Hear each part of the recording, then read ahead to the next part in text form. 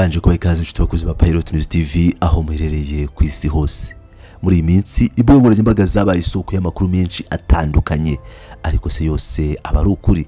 Ese kuko ingabo z'u Rwanda RDF n'abarwanyi ba M23 cyangwa AFC M23 bagabye ibitero mu misozi miremire ya Minembwe babasakirana n'umutwe watwirwaneho? Ibi ni ibinyoma byambaye ubusa. Uyu munsi tugiye kwinjira mu mizi itangazo rikomeye ryashyizwe hanze na twirwaneho n'uburyo uyu mutwe ushinja ubutegetsi bwa Kinshasa gukora propagande, no kuvuga icengeza amatwara ryo kuyobya uburari. Turanabagezaho amakuru ababaje cyane y'ibitero bya drones biherutse kugabwa mu Minembwe bigahitana inzirakarengane. Niba ari ubwa mbere ureba aya makuru yacu cyangwa ugeze kuri Pilot News TV, kanda kuri iyo buto yanditseho subscribe niba utarabikora cyangwa wari usanzwe udukurikira, ukande like maze twinjire muri aya makuru arambuye.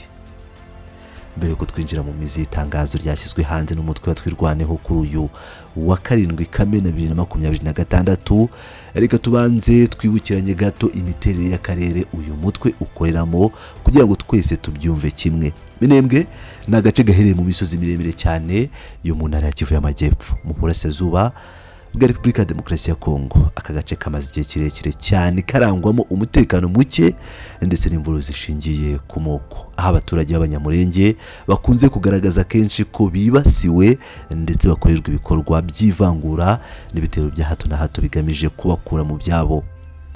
Ni muri urwo rwego havutse umutwe watwirwaneho.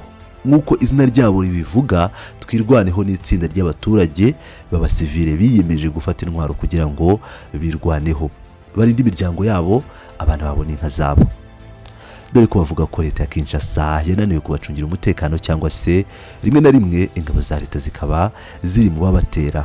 Uyu mutwe twirwaneho rero wibanda cyane mu gace ka Minembwe gusa.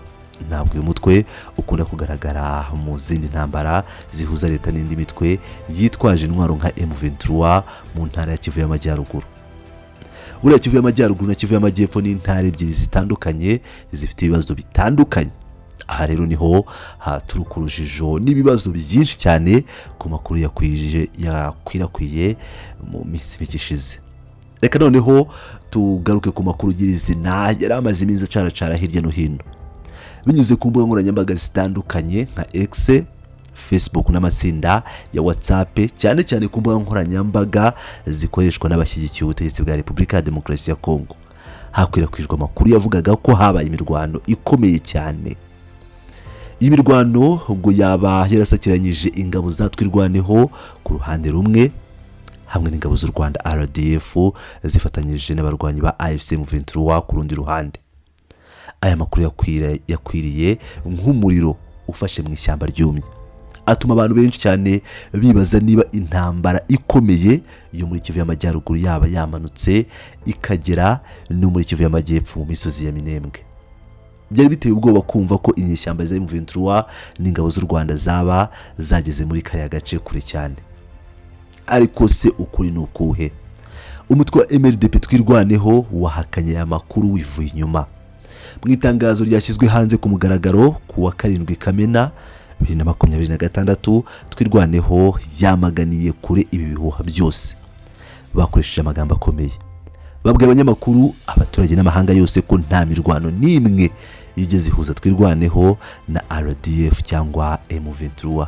Iri tangazo rya twirwaneho ryagize riti, reka mbisome nk'uko byanditswe: ntabwo habayeho imirwano iyo ari yo yose y'ubwo bwoko mu Minembwe, nta naho ingabo za RDF zigeze zigaragara muri aka gace.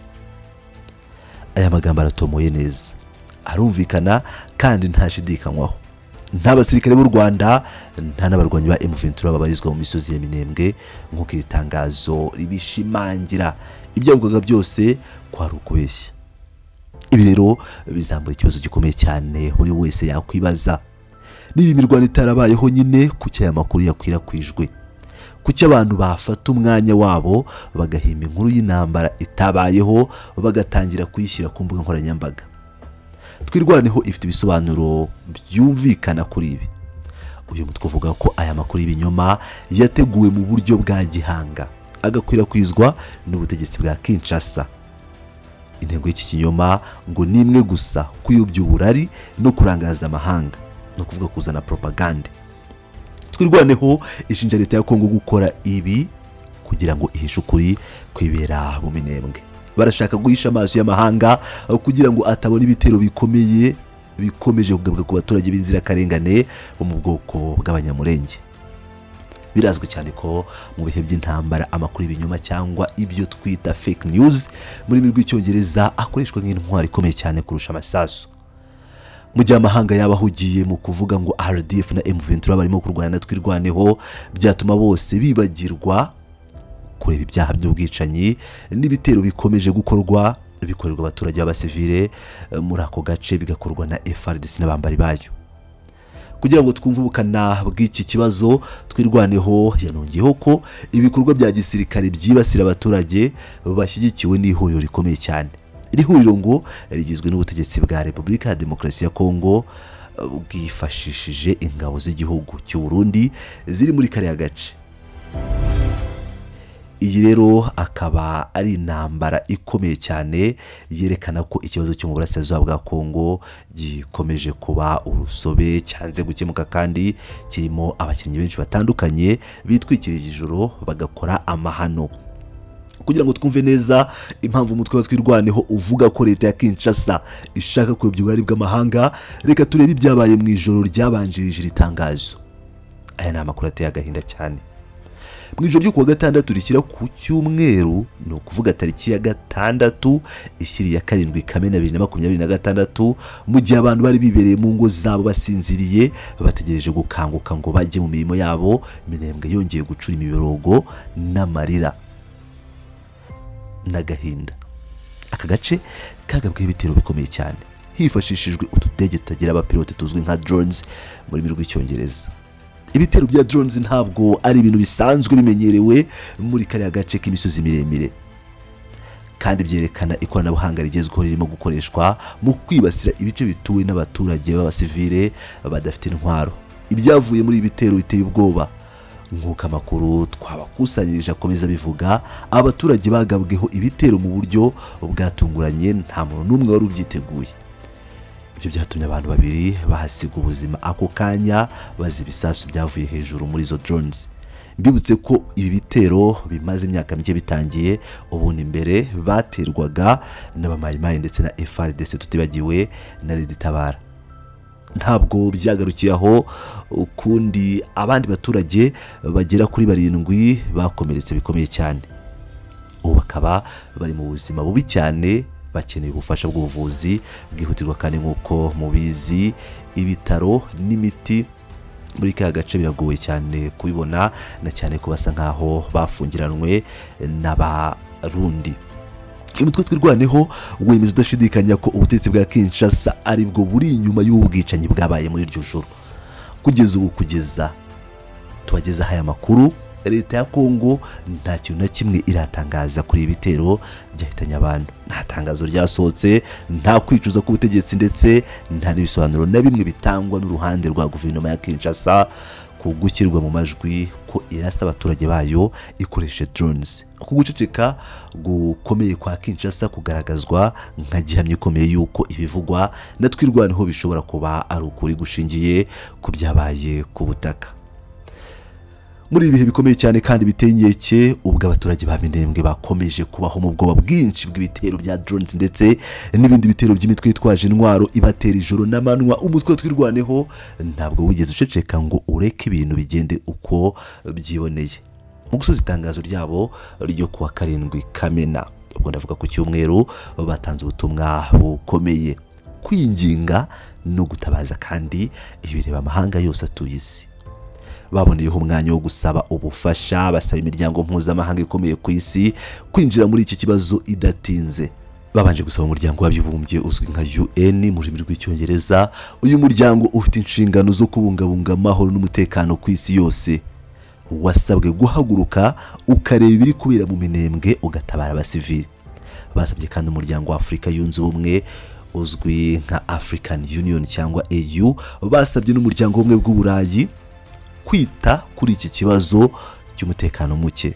ntabwo bibagiwe igihugu cy'igihangange cya Leta Zunze Ubumwe za Amerika kimwe n'indi miryango yose yigenga iharanira uburenganzira bwa muntu yaba mpuzamahanga nikorera mu karere.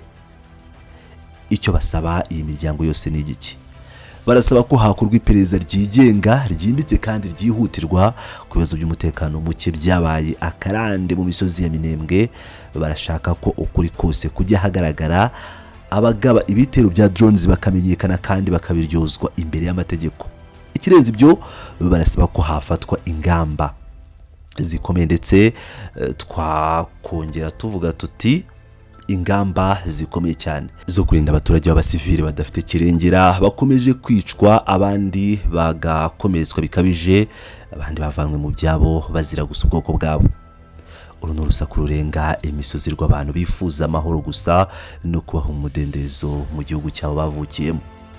Mu gusoza iyi nkuru yacu cyangwa se aya makuru twabateguriye uyu munsi, biragaragara neza ko ikibazo cyo mu burasirazuba bwa Kongo by'umwihariko mu gace ka Minembwe kigikomeye kandi kirimo urujijo rwinshi rutewe n'ikinyoma cyangwa propaganda.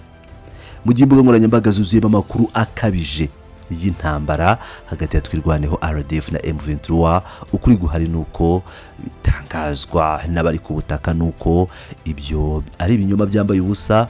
Ukuri nyako kandi kubabaje cyane nuko babara ko abaturage bishwe n'ibitero bya drones basiga imiryango yabo mu marira n'agahinda kenshi. Umuryango mpuzamahanga ugomba guhaguruka rwose ugakora iperereza rikomeye kugira ngo uburenganzira bw'ikiremwamuntu bwubahirizwe. Yenda bashimiye cyane mwese mwafashe umwanya wanyu mukareba iyi nkuru kugeza ku musozo.